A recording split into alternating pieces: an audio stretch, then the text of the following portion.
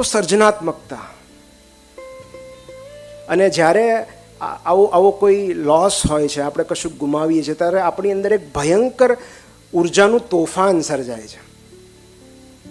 અલબત્ત નકારાત્મક ઉર્જા, એટલે કે ઉદાસી, શોક, ગુસ્સો. અને ત્યારે જે વ્યક્તિનું સર્જન કરી શકે છે એ શ્રેષ્ઠ સર્જન થાય છે. કંઈ પણ ક્રિએટ કરવું. તાજમહેલને કેમ આજે લોકો યાદ કરે છે? અલ્ટિમેટલી તો એ લોસમાંથી જ આવ્યો છે ને. એની પ્રેરણા તો કોઈ ગયા પછી જ આવી ને. તો જો એ પુત્ર વિરહના શોક માટે રોકાઈ ગયા હોત તો કદાચ આપણને, અને ત્યાં હેમ્લેટ એટલા માટે કે એ સમયના બ્રિટિશમાં હેમ્લેટ અને હેમનેટ ઇન્ટરચેન્જેબલી વપરાતું. અને તમે જુઓ, હેમ્લેટમાં લગભગ બધા પાત્રો મૃત્યુ પામે છે. એના ડાયલોગ્સ પણ આવા છે કે જે કોઈ પાત્ર લાઈફનું મિનિંગ શોધતો હોય. તો એક રસ્તો છે સર્જનાત્મકતા, ખોટથી ખુમારી સુધી જવાનો. જ્યારે તમે કશુંક સર્જન કરો છો, તમે એક વૃક્ષ વાવો છો, તમે એક પેટ ઉછેરો છો, તમે કોઈને હેલ્પ કરો છો, કંઈ પણ સર્જનાત્મકતા.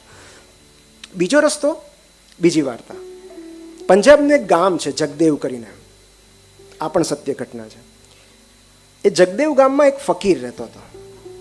અને ફકીર ઝાડની નીચે બેસતો અને બધા સાથે સારી સારી વાતો કરતો. પણ એ ગામમાં એનું માન બહુ, લોકો એને પૂજતા એ હદ સુધી કે જે વૃક્ષ નીચે ફકીર બેઠો હોય એ વૃક્ષને પણ પૂજતા.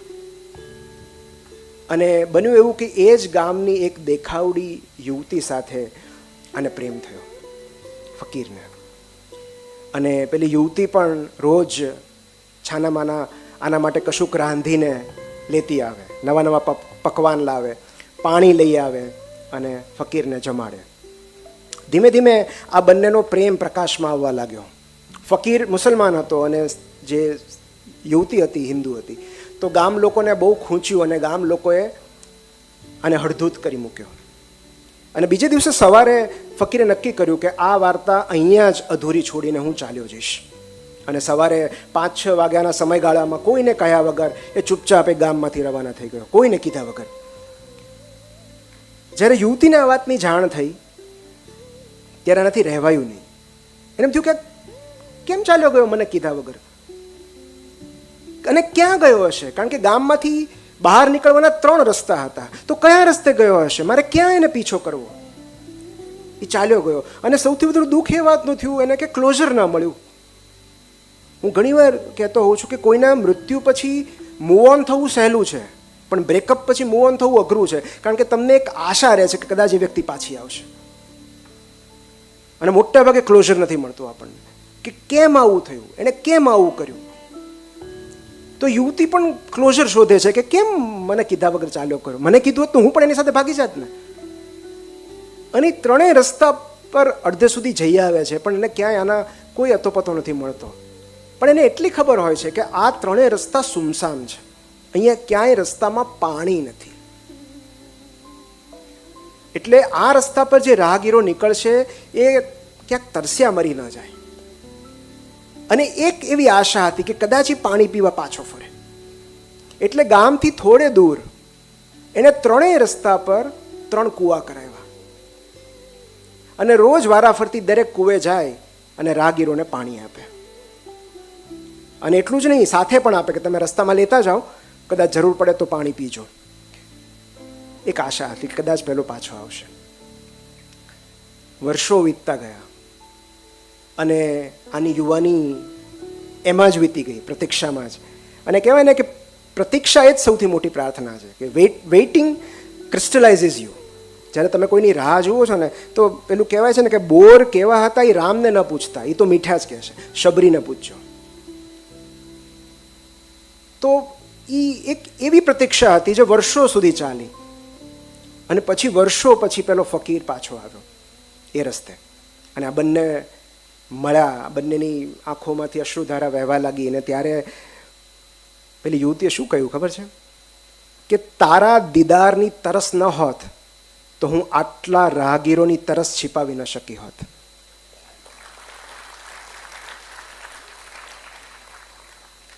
આ તારા દીદારની તરસ હતી એટલે મેં સેવા કાર્ય કર્યું. તો આ બીજો રસ્તો છે સેવા. અને એક જે મારો પોતાનો અનુભવ છે, હું તમને કહું કે આ કોવિડ યુગની વાત છે કે જ્યારે મેં મારા સગા બનેવીને મારી નજર સામે 38 વર્ષનો અમે ગુમાવ્યો મારી જ હોસ્પિટલમાં કોવિડને કારણે. અને ત્યારે એવું હતું કે તમને ખબર છે કે કોવિડ ડેડ બોડી સાથે 4 જ જણ અલાઉડ હતા, તો એ 4માં હું હતો એને સ્મશાનમાં લઈ જવા માટે. અને ત્યારે એટલા બધા ડેડ બોડીઝ આવતા ત્યાં આગળ કે વેઇટિંગ હતું. ઇલેક્ટ્રિક સ્મશાન બંધ હતું અને જે લાકડાની ભઠ્ઠી હતી એ ઘણી બધી એનો ઓવરટાઈમ ચાલુ હતો. એટલે સૌથી પહેલું કામ તો એ હતું કે ત્યાં લાકડા જાતે શોધવાના, ગોઠવવાના, બધી વિધિ આપણે કરવાની, કારણ કે બીજું તો કોઈ સાથે હતું નહીં, અમે 4 જ જણ હતા. અને જ્યારે આવું થયું હોય, આપણું પોતાનું સ્વજન ગયું હોય, ત્યારે આપણને એ લાકડાનો ભાર થોડો વધારે લાગે. એટલે અમારા નમી ગયેલા ખભા સાથે અમે શોધતા હતા કે આમાં ક્યાં લાકડા શોધશું, કઈ રીતે શોધશું. પડ્યા હતા, પણ એ એક એક લાકડું વીણી વીણીને અહીંયા મૂકવાનું ને એ ત્યારે વધારે એનો થાક લાગે તમને. ત્યારે એક યુવક મારી પાસે આવ્યો જેણે મોઢા પર રૂમાલ બાંધે, માસ્ક નહોતું પહેર્યું, મોઢા પર રૂમાલ બાંધેલો હતો અને મને પાપણથી ઈશારો કરીને કહ્યું કે સાહેબ તમે બેસો, અમે કરી નાખશું આ.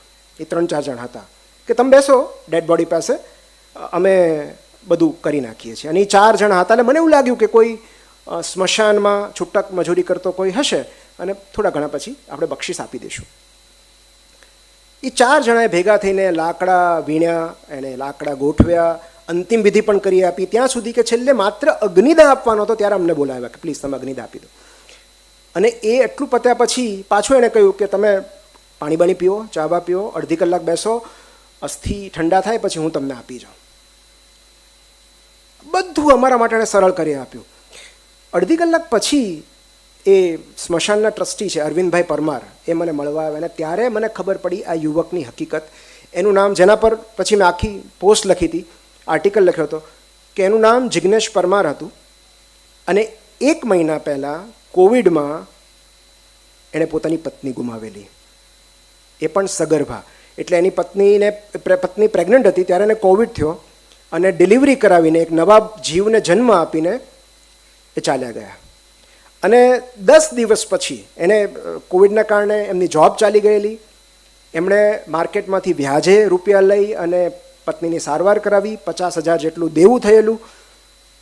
અને 10 જ દિવસ પછી પત્ની વિદાયના પોતાના નવજાત શિશુને પોતાની મમ્મી પાસે, એટલે બાળકની દાદી પાસે રાખીને એ સ્મશાનમાં આવી ગયા લોકોની મદદ કરવા માટે. દિવસ રાત આ માણસ એક જ કામ કરતો, લોકોની હેલ્પ કરવાનું. લાકડા ગોઠવી આપે, લાકડા વીણી આપે, અગ્નિદાહ આપે, અસ્થિ આપે, દિવસ રાત એ સૂતો જ નહીં.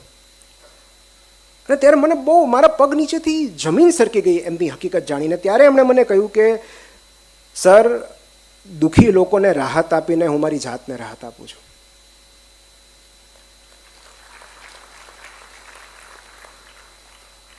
પછી તો મેં એક ફેસબુક પોસ્ટ મૂકી હતી ને વિધિન 30 મિનિટ્સ એનું બધું દેવું ચૂકવાઈ ગયું. આવા દેવદૂત ક્યાં મળતા હોય છે? પણ એના શબ્દો મને બહુ ગમ્યા કે